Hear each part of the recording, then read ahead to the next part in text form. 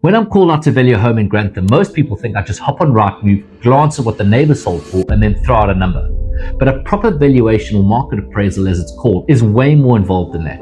There are 4 big things I always check before I even think about suggesting a price range, and I'll take you through them now. By the way, if we haven't met, I'm Grant, an estate agent here in Grantham. I make these videos just for people like you, homeowners, buyers, and sellers who want straight answers about the property market.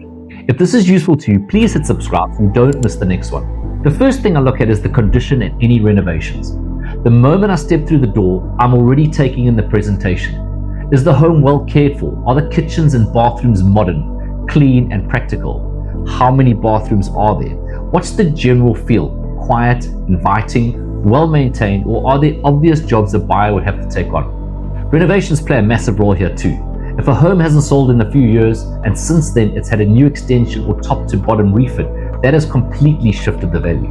It's not just the house either. I'll always scout the local neighbourhood. I want to know what the general condition and the vibe are like. Then I'll go closer to the street, often drive around and see how the home is positioned. Does it have a south-facing garden? Is there good road appeal? Is it tucked in a quiet and secure little pocket? What's the curb appeal like? All of these details can make thousands of pounds difference when buyers are deciding if your home is one of them. The second thing I look at is seller motivation.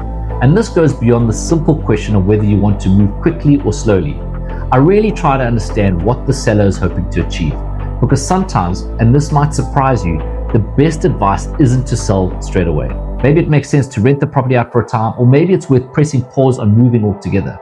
I see my role not just someone who sells houses, but as someone who can offer guidance and act as a bit of a life advisor.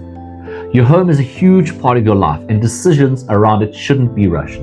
The third thing is market data and comparables. I never just rely on gut instinct. I use a mix of public tools like Rightmove and agent-only platforms that show me what's selling quickly and what's struggling. I also check what's currently on the market right now because that's your competition.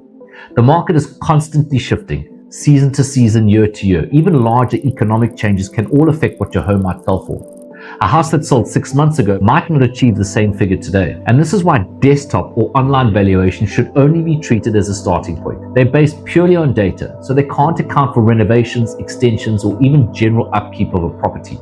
If your home hasn't sold in 10 years, the data they pull from can be way off.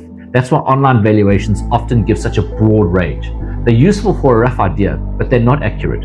An in-person market appraisal is the only way to really understand the value. The fourth thing is about the price and strategy. I don't just throw one magic number. Most of the time, I'll give you a realistic range. And if the property is especially unique, I'll go away and do more research before confirming a final figure. I also make a point of asking what you as the seller are hoping to achieve, because a valuation isn't just about what I think or what you think. It's a joint process where we look at the facts, the property, and your goals and work together on the best route forward. And that route forward can take different forms. Selling by private treaty is the most common, but there are other options we'll talk about too. Modern method of auction, traditional auction, or even tender. Not all homes suit every route, and not all sellers are suited to every method. Discussing these at a valuation helps you see the full picture. I also make a point of having an honest conversation with sellers about whether they need to spend money on the property before it goes on the market. The truth is, most of the time you don't. What matters most is that the home is clean, neat, and well presented. Shiny kitchens and spotless bathrooms create a great impression.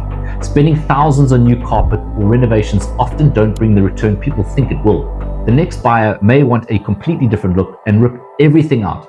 So my advice is usually finish off the half-done jobs, tidy things up, and give the house a proper deep clean. That's what really helps attract buyers. And here's the most important point. At the end of the day, neither of us sets the price. The market does. As an agent, I can give you the best advice based on data, experience, and presentation, and you as a seller can set your goals and expectations. But it's the market that ultimately tells us what the home is worth. So those are the 4 big things I always check before valuing a home in Grantham. Condition, renovations, seller motivation, market data and comparables, and finally working together on a realistic price and strategy. If you're curious about what your home might be worth, I'll drop a link below where you can reach me. Let's have that same conversation about your property. See you in the next one. Cheers for now.